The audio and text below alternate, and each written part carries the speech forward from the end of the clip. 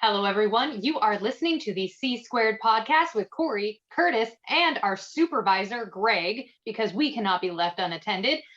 Today, we have a special guest back for the second time, Mr. Jeff Pearce, ambient artist, a DIY artist who is able to do a lot of the things that we wish we could all do, and that is live full time in the music world. And we are super glad to have him back. So thank you for joining us again. Thank you for braving the podcast again. Oh, I'm glad to be here. I had a lot of fun last time. So basically how it's going to go today is Greg is going to be leading the podcast questions, and me and Corey will chime in every once in a while just because Greg is the resident ambient expert of all of us. So over to Greg for question number 1. Yeah, so we were talking about this before, like right before the podcast, getting into metal as a kid, as we all do, and we still, still very into it. But how did you make that transition between listening to Ride the Lightning and having your mind freaking blown to making music? Like where was the bridge there? There were a lot of bridges. I have found, and again, I grew up. I was born in the late 60s. So the mid 80s was when a lot of things were happening musically, and it was available in suddenly a lot of different formats. When I was in high school, CDs weren't quite what they are now. And of course there was no streaming, but you had albums, you had cassettes, you had all of that. And I was fortunate that I lived close enough to a college that I could pick up the college radio station, and the late nights on that station kind of became an education for me because I heard everything from like German experimental groups such as Can, but there'd be a guy that would come in a couple times a week that would play new wave of British heavy metal or stuff out of the Bay Area. And that was, it was just the time to where I was a fan of everything. And it had to do with an open-mindedness in radio that doesn't, maybe I'm listening with old man ears, but I don't really hear it now on the public airwaves. You won't listen to an FM station and hear everything from old blues music to thrash metal to something like hair metal, and then something like Japan or that's more atmospheric. So you don't really hear that now, but back then, because of DJs with different tastes, you heard a wide variety of stuff. And I didn't like everything that I heard, but I knew if I listened long enough, I'd find something in just about every genre of music that I enjoyed. Even things like bluegrass, like old school bluegrass. You wouldn't think on paper I'd be into it, but I was really into technical guitar playing back then. And if you listen to instrumental bluegrass, it's like those guys can shred. Oh, yeah. There's unreal technique and just outstanding levels of musicianship. So I would hear all of that. What actually kind of sent me over from maybe the more rock stuff to ambient, or maybe where I heard a connection, and we talked about this a little bit, but it was Master of Puppets by Metallica. If you listen to the intro to the first song, Battery, where they basically did a multi-tracked acoustic version of what you were going to hear later in that song, the riff and everything. And they just built it up and built it up. It's like, this is almost flamenco. If you listen to it style-wise, it's like, this is very Spanish sounding. And then of course they flip the switch and the whole band comes in, and right, yeah. And then it gets chugging away. But also the middle section of the song Master of Puppets, where everything just drops, and then you have that really clean guitar, you have a lot slower section come in. It really reminded me of the best of things like Rush, which Rush at that point in time, if you listen to Signals from 1983 and then Grace Under Pressure from 1984, actually, I think Signals was 1982. And I need to be careful because Rush has, I'm a Rush fan and we can be picky about stuff. So I need to get my dates right. But those albums had a great amount of atmosphere on them. And some of it was Geddy Lee using keyboards, but a lot of it was Alex Lifeson. He was doing, these really affected volume swells and just wonderful textures with his guitar. And I did not hear a lot of people at that point in time doing that sort of thing. So it was fascinating to listen to, and then just sort of connect the dots that, okay, maybe it doesn't have to be fast all the time. Maybe, what if it gets slower? What if, what if the guitar can do that sort of thing? And by that time, I probably talked about this a little with the last podcast, but I had been introduced to the music of Tangerine Dream through the movie Risky Business around that time. So all of these things just sort of came together and seemed to push forward that, there's really atmosphere everywhere. And it can be in the middle of a thrash metal song. It can be in an orchestral soundtrack for a movie. It can be in the middle of something that you'd hear on a classic rock FM station. I mean, it was just everywhere.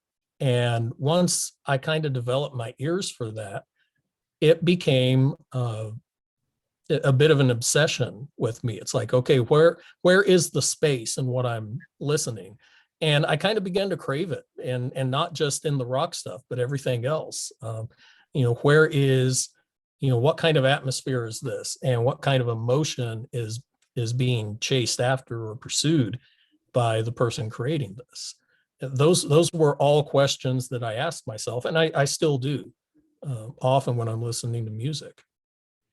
So when like you said, you're taking bits and pieces from here and there from a lot of the stuff that you're hearing, and you're realizing, oh, okay, like, I'm hearing a lot of atmosphere and a lot of different things, and that's kind of what I want to gravitate toward.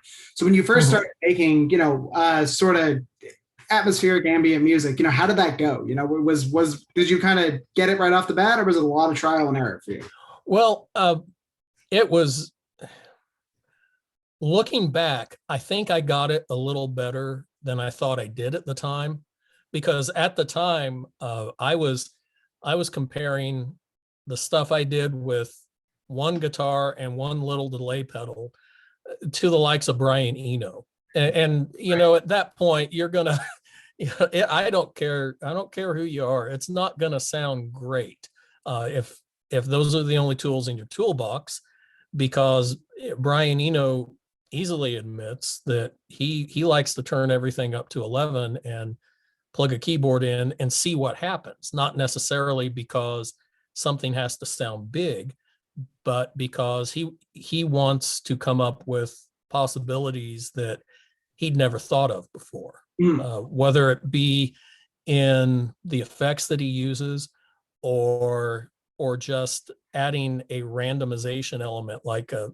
tape loop, repeating a figure about every 16 seconds. Right. And then putting another tape loop on top of that, and then him just pulling back and saying, I'm not going to do anything else. I'm just letting these different length tape loops go against each other and see see what results. So yeah, I was one guy with one guitar and a little delay box, and yeah, it didn't sound great at the time because I was shooting high, but I kept at it because it just felt really good to do.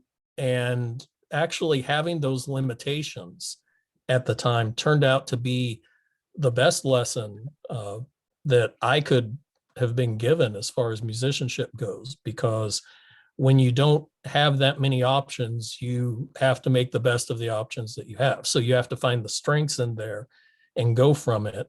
In my case, I figured out pretty quick that I could roll the volume off my guitar and strike a whole chord and then slowly bring the volume back up. and it took away the attack. So you weren't getting the pluck of the string. You just sort of had this wash come in. And once I started doing that, it's like, okay, it's kind of, it kind of sounds like a keyboard now, but it's not really a keyboard, because I can do weird things with it, with a whammy bar and all that stuff with it. So yeah, when you have limitations, and I still remind myself of this today, but when you have limitations, they can be a real blessing. They really can, because they force you to look at what you're doing and try to find the strengths in what you're doing and moving forward from there. There's I don't know if you ever heard this. If not, you should check it out. It's this guy Takahashi out of Japan. Yeah. The album Low Power, where he did the whole thing like on the train, just on his right. Nuts. That's one of the first things I heard, and I was like, oh my god. Like you said, right? Like it. Yes, I mean, you could be Basinski, where you have tapes and they're fault with whatever, but also you could just be a guy on your phone, and like you could still make things sound really good with next to nothing. Yes, and you mentioned him being on a train making that.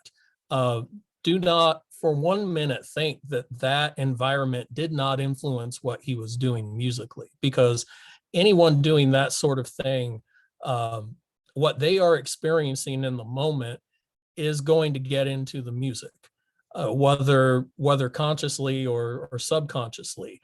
And if you're on a train, if you're moving, you look out the window, of course, everything blurs. Everything gets really blurry when you look out the window. You have that happening. You also have a closed in environment, and then you have, or at least on American trains, maybe not on his, but you have that constant vibration. You have that, constant, almost low drone going on sonically that you hear inside the train. That would be a great place to do an album, in my opinion. And he would get different results doing an album on a train than he would if you put him in the middle of a park. And I'm sure he has created plenty of albums in different atmospheres. And yeah, someone like that, the environment's going to inform the music.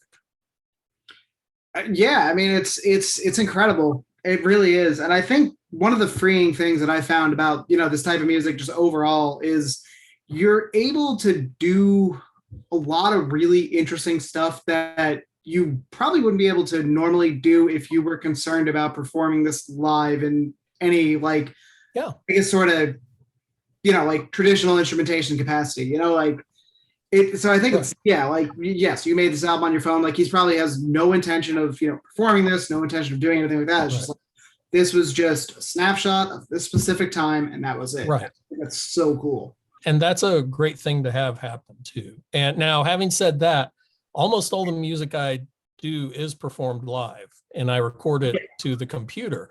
Again, that's a choice, just because I have found over the years that live playing is really important, especially when you're talking a very niche genre. It's my first album was just one that, and I'll never be able to perform that live. That I put that out in 1993, but it was multi-tracked and it was really cool. But then as technology started getting better, as far as like looping goes, live looping, I started incorporating that into my music. And almost everything I do now can be performed live because I performed it live when I was recording. Some of it I would choose not to, just because it'd be a real pain, because I had to do a lot of stuff to get that live take. And sometimes you get that 1 in a million take, and that there's no way I'm going to try this again, because someone's going to someone's going to listen to it. It's like, hey, you made a big mistake on that song tonight, didn't you? It's like, I could say something pretentious like, well, I decided to take it in a different direction, but no, it's like, yeah, I made a big mistake. The first mistake was trying to play that song. So great. I should have just caught that. I'm sorry, I screwed up. I know. Yeah, exactly. So, with the stuff that you do, then, obviously you said you're performing it. Is there any sort of like post anything going on? Like, is there sort of oh my God, I can't think of the word now, like automation or anything like that? Because the stuff like, I would like to get to the point of doing more live music. Right now, everything mine is like very like programmed, written into the computer, like automation, Right. like, volume swell from bar 1 to bar 4, so Right.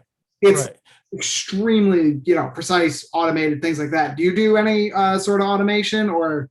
Well, yeah, funny you mentioned that. One of the things that I have done lately when playing live, let's say I'm doing a 1 hour uninterrupted piece of music, okay? And I might not know exactly what I'm going to play, but I kind of have a roadmap, sketched out. Maybe like the first, 30 minutes are going to be, a long ambient guitar loop that I keep adding things to. Okay, so using that as a scenario, I record into my computer when I play live, into my laptop.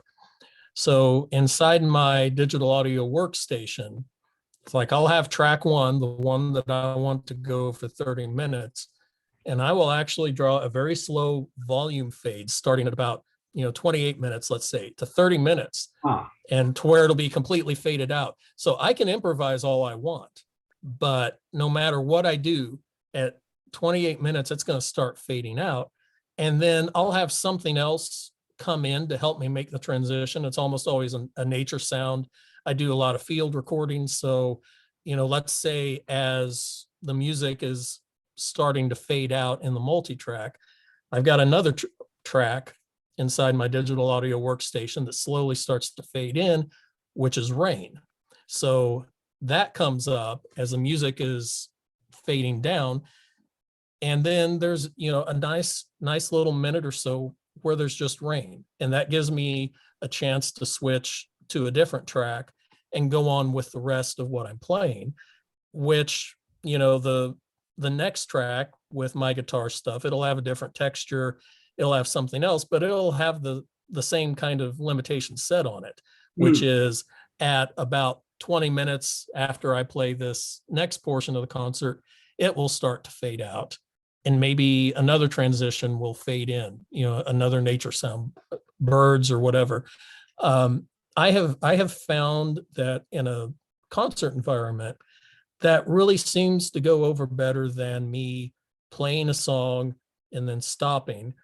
Because at that point, when you're talking something that is so ambient and so spacious, it's almost tough for an audience to kind of break what they're experiencing to clap, because they think it's like, oh well, he stopped playing, he wants applause right now. Right. And I would be okay if they didn't, in theory, but I have to tell you that I've played a concert many years ago where that happened, to where I told myself, yeah, I'm going to be, I'm just going to end this song and then I'm going to go into the next. And It's okay if they don't applaud. They didn't applaud. And, oh, that didn't feel great. It's like, oh, well, they didn't applaud because they hated that song I just played. And now I'm about to play something else, but so it's good to have that little, extra bit of, environmental, sound in there to help me make my own transition. And then that way the audience can stay in the mood of, contemplation, and I don't feel like I've just played something and they hated it. So, and of course, at the end, I've been fortunate, there will be applause at the end, but that's the end of the set and they're ready to kind of wake back up or whatever and be done with the evening. So do you find it difficult, like you said, I mean, if you're performing for half an hour, something like that, I mean, you're building towards something, or maybe not even, you're just kind of just exploring like a specific sort of environment. And like you said, you have like, soundscape A, and then there's a nature sound to kind of help you translate or transition into B. Yeah. So on and so forth. Do you find that it's difficult to kind of get out at the end, like to kind of wind things down? Because that's something that I've noticed that I need to get out of the habit of, which is just sort of studio fading when the song's over because I don't really know where else to go. And Yeah. I'm like, yeah, I guess it's done now. You know? Yeah. And that's, of course, that is an artistic choice, I guess, but that's a tough choice to make because a lot of times, like I said, I'll have a roadmap before I start playing, but I don't know exactly what I'm going to play. And there are times, and it always seems to be on the last song that I'm doing, that there are times that I kind of come up with something that's like, man, I really like this space and I could live here for a while, but this feels like a 3-hour space, that I could, live here for a long time, but the concert does have to end at some point. So, it's almost like, yeah, I did all that work to get to this point, and now I've got like 5 minutes left. So, you just sometimes have to kind of let go of what you're doing and saying, even if this should have happened sooner, Right. I'm enjoying it now, and it's okay to just take it for what it is and let it end. Do you ever so if you come across one of those ideas, and you just happen to land on a great idea, Mm-hmm. do you ever take those and kind of to like, you go home that night and you think like, oh my God, well, I should probably record this or read this? Oh, absolutely. And if everything is aligned, I can come up with something good, but sometimes that's it. Sometimes what you did was it, and you cannot for the life of you, you can't make it happen again. You can't. It's like, oh wow, this was one of those things that just kind of happened, and I can't duplicate it. So yeah, again, you just that is why now when I am in my home studio, that's why I record everything, because after about the 5th time that you've come up with something in the midst of just an exploration musically that you didn't record, and it's like, man, this was really good, and I don't know what I did. It's heartbreaking. So yeah, hard drive space is cheap. I have external hard drives, so I just hit record every time, and yeah, it's not all going to be great, but that way you're guaranteed, though, if you come across something great, that you have a recording of it. And so this kind of goes back to, I guess, limitations, but also, talking about live sets as well. Do you ever come into it thinking like, okay, like tonight I'm going to do something in like, I don't know, A litigant, and that's, Right. or you just kind of just pick up a guitar and just the first chord your hand happens to land on is just sort of, where you go. Well, I generally know at least what key signature I'm going to start in, because I do a lot of bizarro tunings on my electric guitars. So I very rarely use standard tuning. So what I will do is kind of tune the guitar to that particular, let's say for the first song, I'll tune it to a open D, let's say, and I will play it for that. I usually have a couple of guitars with me that are in different tunings. So it's not a situation where everyone is listening to a one long D minor song for for an hour. But I will usually tune, especially for that first song, I'll tune the guitar to the key that I want to do that in. And that gives me at least a little focus. And sometimes the focus it gives me is I need to maybe switch the key up a little bit, go to a different key. And I can do that. Now, when you're using looping and delays and all that stuff, it's kind of like turning around a cruise ship, as opposed to you're on a jet ski and it's like, oh, okay, I need to go back there. I can, do that immediately. No, when you have all those loops, you're doing like a 20-minute left turn to head back to where you were. Right. So it takes a bit of forethought at that point. If you're thinking, yeah, I want to change the key on this, like, well, it's going to take a while. You can't. That's what I was going to ask you, because I think that is something that I didn't initially think of until I ran into it, and then now I struggle to get out of it. Is like you said, right? Like you have like a really long delay on something, or you have like a reverb set to, I don't know, 55 seconds, right? Like, right. And you're D minor the whole way through, right? Yeah. There was something that I ran into recently, and I think, what was I doing? Yeah, I think it was D Lydian, and so I had the sharp fourth, and I was like, oh no, the problem here is that if I throw the sharp fourth in, the melody is cool, but when you hit that, the fifth is still in there. Right. And it's gonna, oh boy. So how do you deal with something like that? Well, okay. Since we're going to do theory stuff, yeah, sure. I'll do a D Lydian. If you think of D Lydian, you need to remember that a good home key for that is A major, because D Lydian is right there in that A major scale, A, B, C, D. So D Lydian, D, E, F sharp, G sharp. Am I right? Yeah. And then A, B, C sharp. So you have those notes there. If you're in D Lydian, it does not take much to get to A major. You just kind of stop playing all of your D bass notes and start focusing more on the A notes. While the D notes are happening, put in an A note, the D notes start to fade out. So you could get to A major pretty quick with that.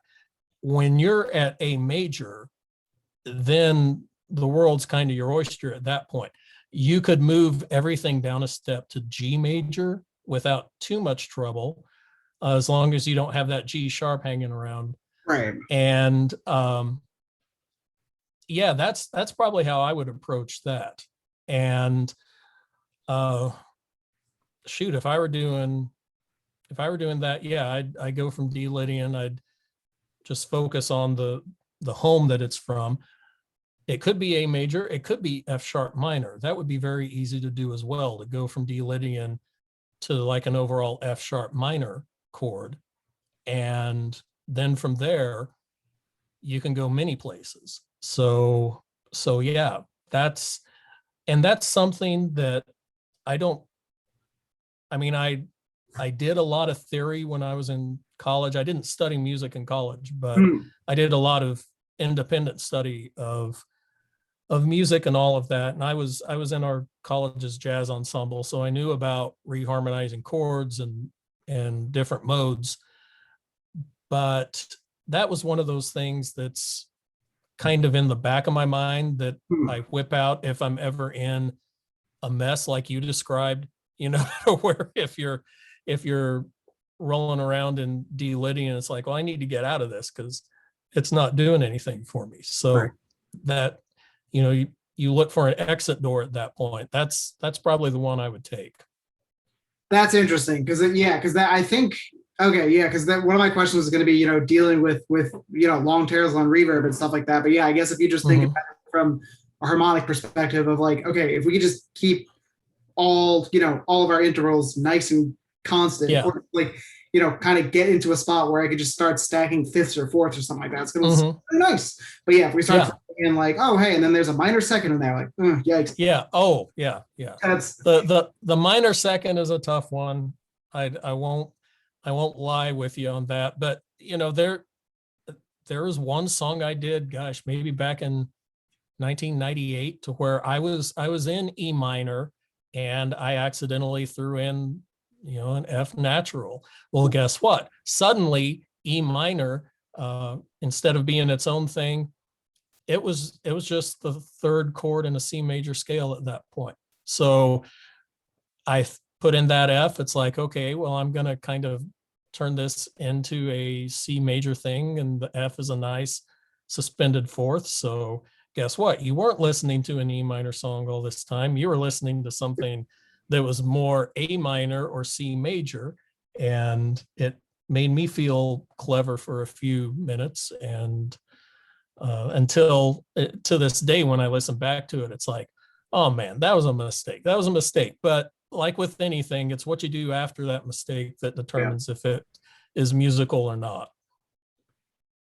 I think we are probably just out of time. I've been informed, which sucks because I could probably talk about this for another 3 hours. So yeah, unfortunately, yeah. Well, that's ambient music, right? It's long, so therefore conversations about it get really long too. I want to ask a quick question, Jeff. Sure. Talking about music theory, I just want to talk very, very quickly about which song do you think of yours has gotten the best response from non-ambient fans? Oh boy. Wow. I've got a couple. And that's a really loaded question. Sorry. But the one that there's a couple. There was a song on my year 2000 album, and the album was To the Shores of Heaven, but the song was called Veil of Lake Snow. And that it's kind of like maybe Harold Budd. It's melodic. It doesn't have a lot going on with it, but there's a lot of things happening within it. And I've had a lot of people comment that when it comes to the one part of the song that's not really a chorus, but just this low B note comes in, and they're like, wow, that's, that just hits me every time. And that's just one of those arranging things. And it felt good at the time because there was a lot of ambiguity going on. But when that B came in, that low B note, it's like, okay, this is where the song was all along. I just didn't hit that note. I had this other song on my 2002 album, and that album was called Bleed, but the song was called Autumn and Regret. And I think people responded to the title more than anything, but the music, I've had people write some positive things about that. To me, just the hardest part is picking the right title for the song, because I don't go into songs with a title. I do it, and then I try to find the title afterward, and I just find myself thinking, this is such a delicate thing to do, because if I just do one little misstep here, I could really poison someone's experience with a song that is really meaning something to me. So I struggle with that. I always have. I know some people, especially in the ambient realm, that just come up with these great titles, and it seems like it's no problem at all for them. But after speaking to some fellow ambient musicians, they will say the same thing. They will say, no, this is a big deal. This takes days and sometimes weeks to come up with the right thing, the right thing to say. Fair enough. Now, is there anything final that you would like to say before we end off, Jeff? No, other than I've had a great time talking here. I hope I hope it's going to be good to listen to, just because you don't really want to show someone how sausage is made so much, but you want them, if there's anything I want people to know, it's that when I create my music, care is taken, whether it's writing the music or mixing it or coming up with a title for it. I really do care about those things. I don't get sloppy, or I do my best not to get sloppy. Fair. I should probably say that. Fair enough. Okay, Greg, do you have any final thing you want to say to Jeff to end off? Yeah, I mean, it was a great conversation. Hopefully we could do it again soon, here or otherwise. Absolutely. It was Oh fantastic. yeah. Cool. No, I had fun. I had fun. Great. Okay, so we're going to end off. Party on, Corey. Party on, guys.